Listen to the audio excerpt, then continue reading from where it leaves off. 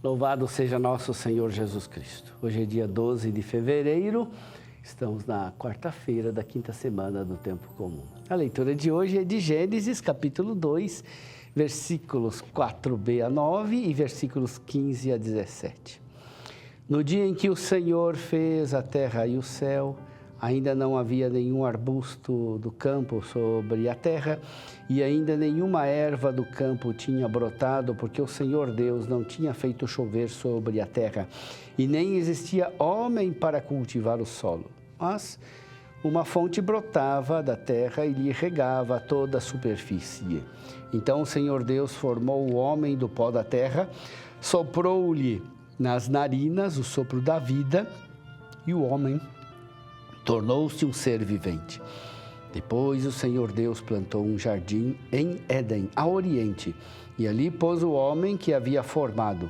E o Senhor Deus fez brotar da terra toda sorte de árvores, de aspecto atraente e de fruto saboroso ao paladar. A árvore da vida no meio do jardim e a árvore do conhecimento do bem e do mal. O Senhor Deus tomou o homem, colocou-o no jardim de Éden para cultivar e guardar.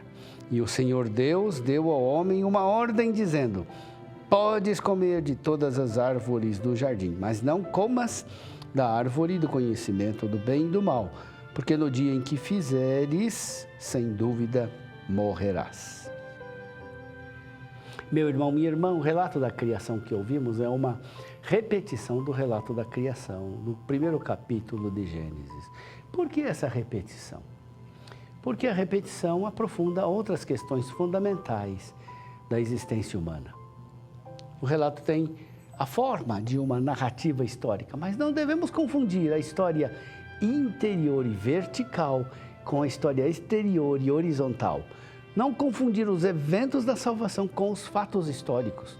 Os personagens, Adão e Eva, representam a humanidade inteira numa história interior e vertical. Eles são mais do que personagens históricos, pois trazem em si a realidade dos seres humanos de todos os tempos.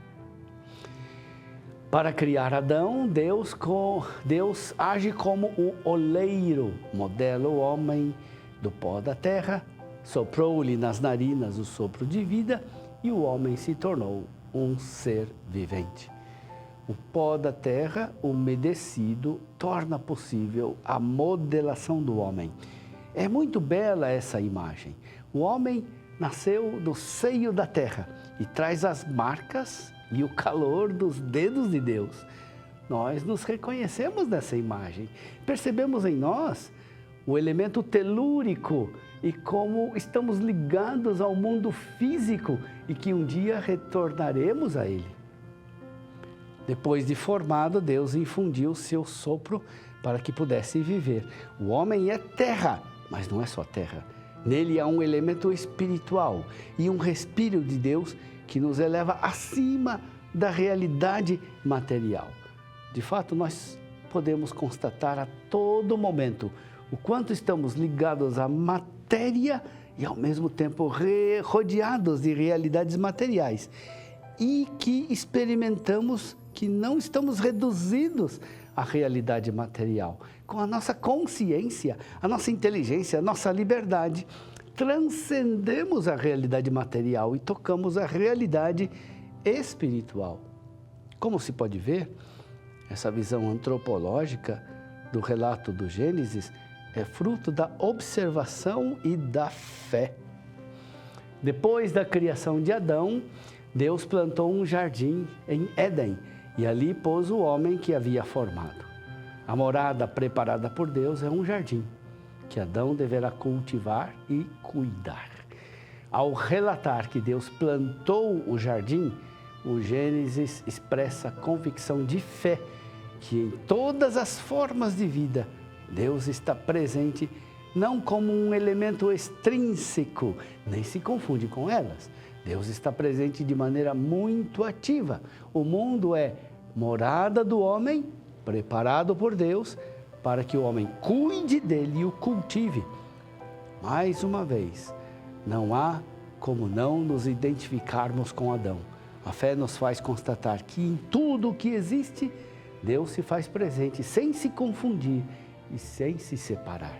O mundo é nossa casa comum, que deve ser cuidada e preservada. Dele vivemos, mas não podemos destruí-lo sem que nos destruamos a nós mesmos.